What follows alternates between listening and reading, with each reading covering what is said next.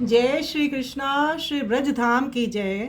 मायरी गोविंद सो प्रीति करत तबही क्यों ना हटकी। श्री सूरदास जी का ये पद है। श्री सूरदास जी के शब्दों में कोई गोपी कह रही है, सखी जब मैं गोविंद से प्रीति करने लगी तभी तूने मुझे क्यों नहीं मना किया। ये बात तो अब बीज से बढ़कर वट वृक्ष के समान सुदृढ़ हो गई है। घर घर नित्य ये आलोचना निंदा होती है, प्रत्येक व्यक्ति यही बात कहता है, किंतु मैंने तो ये सब लोग की लज्जा दूर बहाकर सहा है। मैं मतवाले गजराज के समान प्रेम में घूमती हूँ। यदि खेल में चूक जाए तो मतवाली हुई नट की कला ही क्या।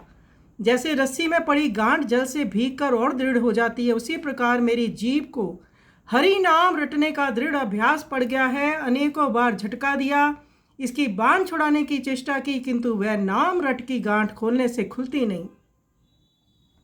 स्वामी की शोभा हृदय में आकर अटक गई है और उसकी ऐसी ताजी गहरी छाप पड़ी है कि मिटाने से किसी प्रकार मिटती ही नहीं। तो अनंत जन्मों की साधना के पश्चात ब्रज में गोपियों ने जन्म लिया है और इस जन्म में वो कृष्ण को खोना नहीं चाहती। कह रही हैं ताजी छाप पड़ी है, ये कृष्ण अभी मिले हैं।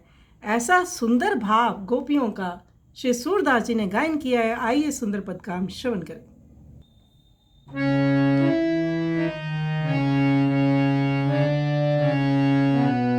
गोविंद सो प्रीति करत तबहि क्यों ना हटकी।